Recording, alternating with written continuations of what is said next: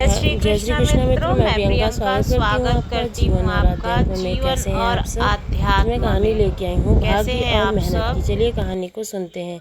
एक दिन राजा ने अपने दरबारियों से भरी सभा में पूछा, भाग्य बड़ा है या मेहनत?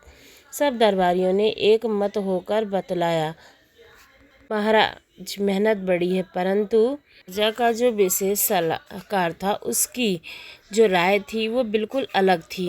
अपनी तरफ से अकेला होकर के बोला, महाराज मेरा मानना है कि भाग्य बड़ा है।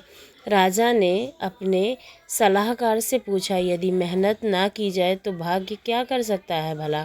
उस मनुष्य को जो भाग्य के भरोसे बैठा है, कभी भोजन भी नसीब नहीं होगा। तभी उसके सलाहकार ने उत्तर दिया, चाहे कोई कितनी भी मेहनत क्यों ना कर ले, परंतु जो बात उसके भाग्य में लिखी होगी कदापि नहीं मिल सकती है। यह सब देखते हुए भाग्य को ही प्रधानता मिलनी चाहिए।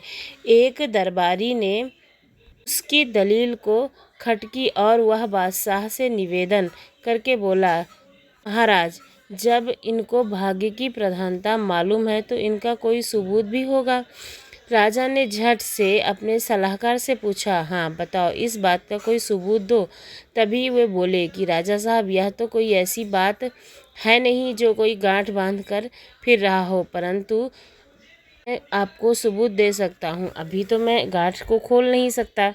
का कार्य समाप्त हो गया और सभी लोग अपने अपने घर चले गए। एक दिन राजा को जमुना में सैर करने की इच्छा हुई।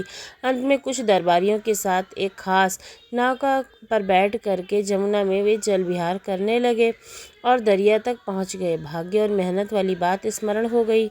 उन्होंने अपने सलाहकार से पूछा कि क्यों, अभी तुम्हारा दिमाग ठिकाने आया कि नहीं? बोलो, मेहनत को भाग्य से प्रधान मानते हो या नहीं? इस बार भी उसने पहले सा ही उत्तर दिया।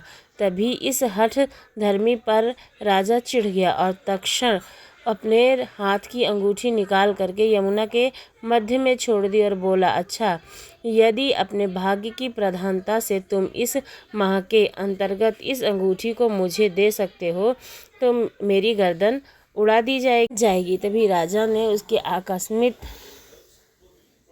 कोप से सब लोग थर्रा गए। सब लोगों ने देखा कि यहाँ पर यमुना जी का जल बहुत गहरा है। यहाँ से अंगूठी मिलना असंभव नहीं बल्कि निरंतर असंभव है। अतः सलाहकार की जान नहीं बीत सकती है। परंतु उस सलाहकार ने कोई भी जवाब नहीं दिया और वह चुपचाप वहीं पर बैठा रहा। नाव किनारे पर लग गई। घर लौटते समय राजा ने उस जगह अपने सिपाहियों को पहरेदारी के लिए बिठा दिया ताकि वह सलाहकार किसी भी प्रकार उस अंगूठी को जल से बाहर ना निकाल सके। तभी सलाहकार ने चुप्पी साधकर वहीं बैठा रहा। जब कुछ दिन व्यतीत हो गए तो बाद राजा ने उस सलाहकार से पूछा, क्यों, अंगूठी मिली?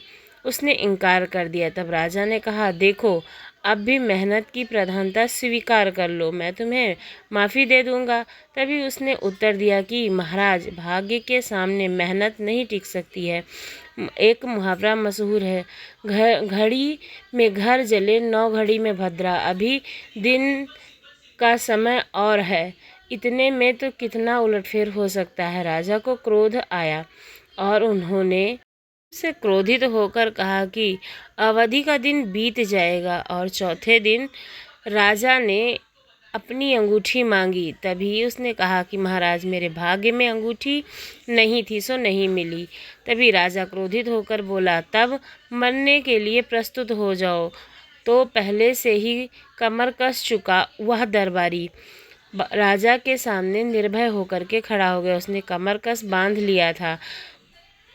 तभी दरबारी की दशा पर महाराज को फिर से तरस आ गया और बोले, अब भी मौका है, तुम मेहनत की प्रधानता स्वीकार कर लो, मैं तुम्हें माफ़ कर दूंगा। वह दरबारी बोला कि मुझे मरना मंजूर है लेकिन हार मानना मंजूर नहीं है।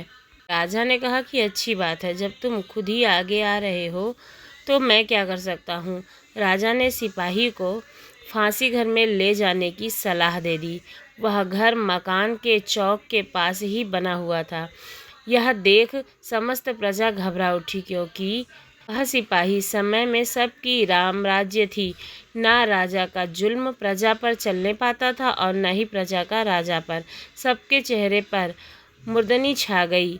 तभी घर वाले भी चुपचाप मलिन मुख किए हुए यह सब कार्य देख रहे थे। वे अब अपना धैर्य कायम रख सकते थे और सबके सब सुबुक सुबुक कर रोने लगे। फांसी के तख्ते पर चढ़ाया गया। नियम के अनुसार बाधिकों ने उसे से पूछा, आपकी अंतिम इच्छा क्या है? उसको पूरी करने के लिए 10 मिनट का समय दिया जाएगा। अभी कुछ कहने भी नहीं पाया था कि वह फकीर प्रकट हुए। उनके आते ही किसी ने नहीं देखा था, जिससे ऐसा प्रतीत हो मानो जमीन को फाड़कर वे प्रकट हो गए हैं। फकीर ने कहा, सलाहकार महोदय, यह तुम्हारे फांसी का समय है, अतः मरने से पहले एक पुण्य काम करते जाओ। यह सवेरे सवेरे का समय है और मुझे भूख लगी हुई है, इससे तुम मेरे भोजन का प्रबंध कर दो। इससे बढ़कर दूसरा और कोई दान नहीं है। सदा ऐसे लोग कहते आए हैं। मैं मछली खाना चाहता हूँ, इसलिए एक अच्छी मछली पकाकर खिलाकर और फकीर का आशीर्वाद ले लो। तभी उस सैनिक ने बड़े ही असमंजस में आकर के कहा कि मैं मरण काल में हूँ। दूसरे फकीर की याचना है कि वह मछली खाना चाहता है। वह बोला, साहब, आपको ज्ञात होना चाहिए कि मैं कुलीन ब्राह्मण हूँ। हम लोग अपने चौके में मांस मछली का प्रयोग नहीं करते, फिर आपको क्यों खिलाऊं?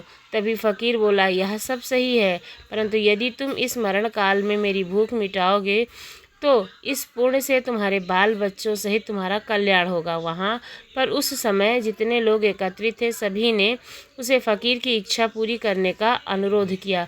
कुछ काल तो यूं ही बातचीत में टल गया। अंत में मत विशेषता के कारण उसे अपनी जिद को छोड़ना पड़ा। एक आदमी बाजार जाकर एक मल्लाह से एक खूब मोटी और बड़ी मछली खरीद लाया। जब उस मछली को छुरी लेकर चीरने लगे तो उसके पेट में से कोई ठोस चीज़ दिखाई पड़ी। उसका संपूर्ण पेट कटते ही राजा की वह अंगूठी मिल गई।